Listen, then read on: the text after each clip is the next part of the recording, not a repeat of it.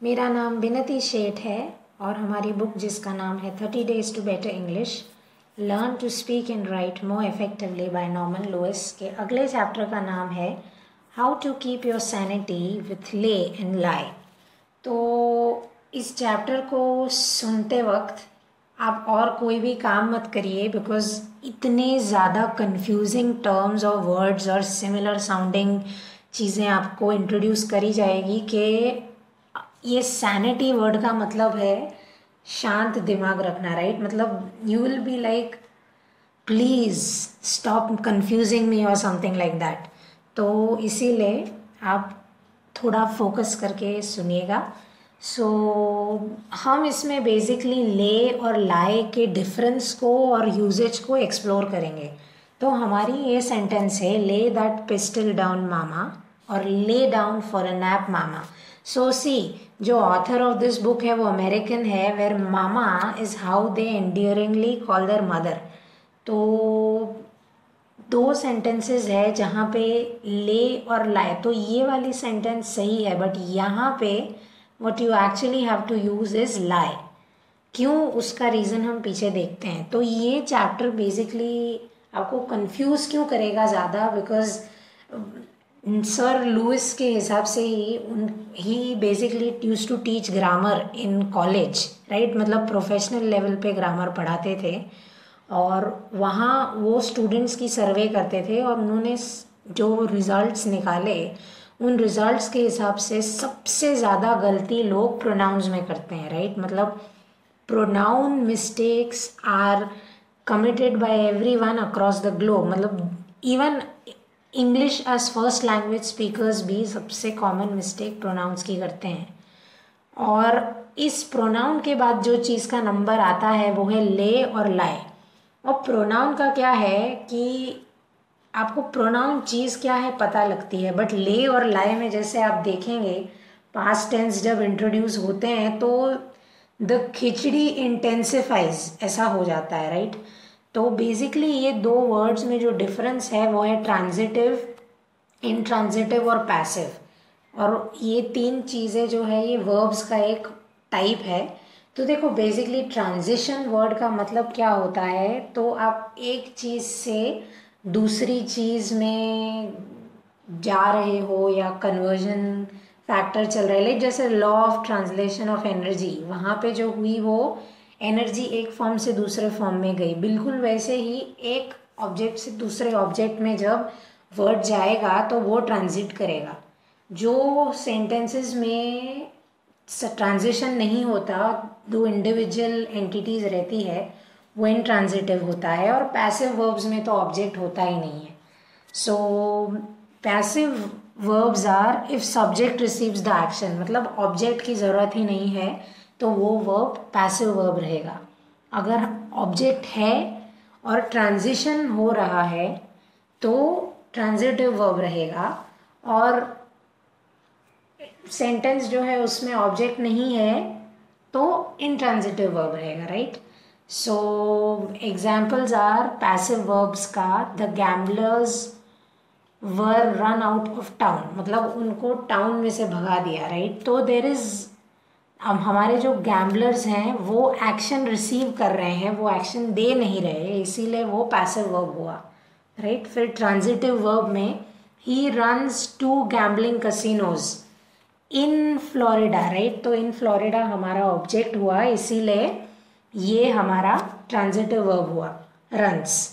और finally he ran all the way home, तो home where when what why, no answer to that, तो इसीलिए ये हमारा इंट्रांजिटिव वर्ब हुआ।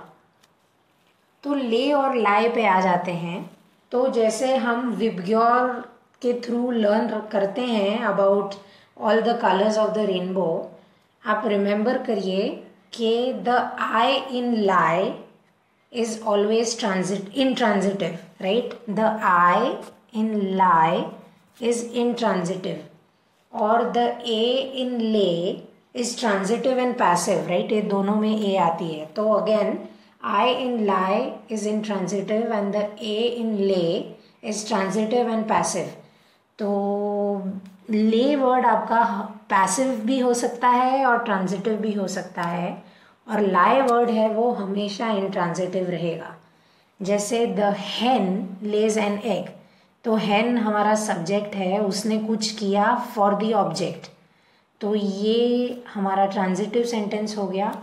और द कील of the ship was laid on Friday, तो हमारे सब्जेक्ट के लिए कुछ करा गया, राइट। तो ये हमारा वॉज लेड जो है वो हमारा पैसिव वर्ब हो गया। सो आई होप दैट ये डिस्टिंक्शन आपको थोड़ा क्लियर हुआ हो। Similarly, lie down for an hour before dinner, dinner where, dinner at what time, dinner in what place, कोई भी डिस्टिंक्शन नहीं दी गई, राइट, इसलिए इंट्रांजिटिव।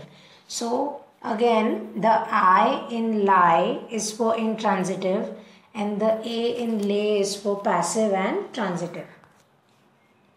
तो अब यहाँ पे खिचड़ी बननी शुरू होती है कि जो ले का पास्ट टेंस है वो लेड है, पर लाई का पास्ट टेंस भी ले है, राइट। तो मतलब आप ये डिस्टिंक्शन करोगे कैसे?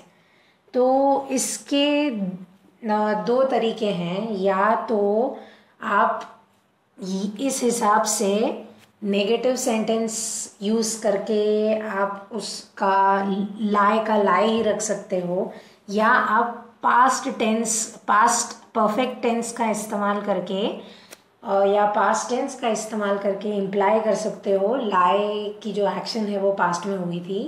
और आप ऐसे रिमेंबर कर सकते हो कि again I in lie is intransitive, और वो एक्शन अगर ये इंट्रांजिटिव एक्शन पास्ट में हुई है तो सिर्फ इस इंस्टेंस में ले को आप as an intransitive verb use कर सकते हो, right. So lay as lies past tense, so it can be intransitive.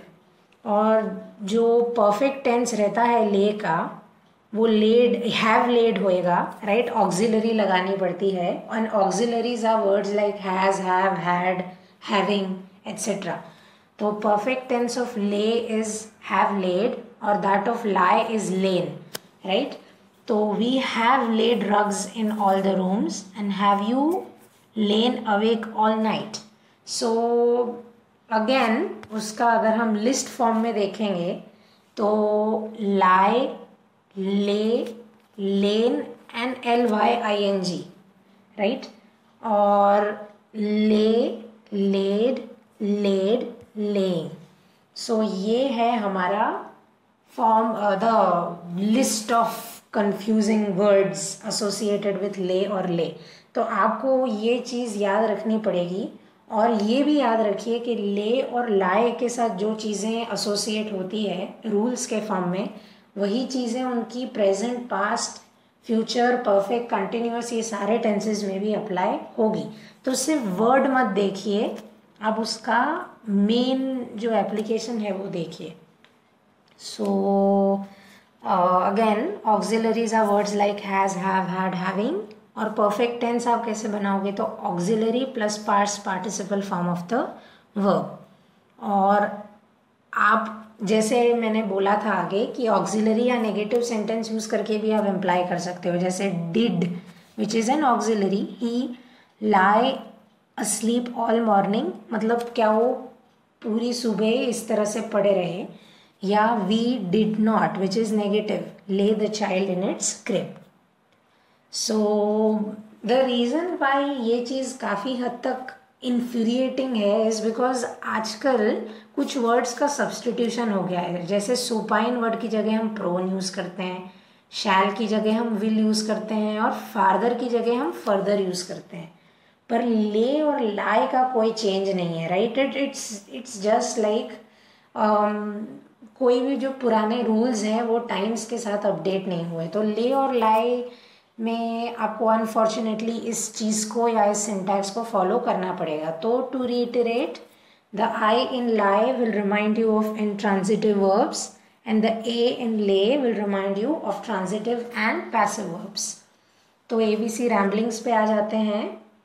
Fiance and fiancée, right. So basically Latin language हमारी इंग्लिश की बेस लैंग्वेज है, और बिकॉज हमने इस चीज़ से लैंग्वेज को डेवलप किया है तो उसके ग्रामर के रूल्स भी ऑब्वियसली बहुत ज़्यादा इफ़ेक्ट करेंगे।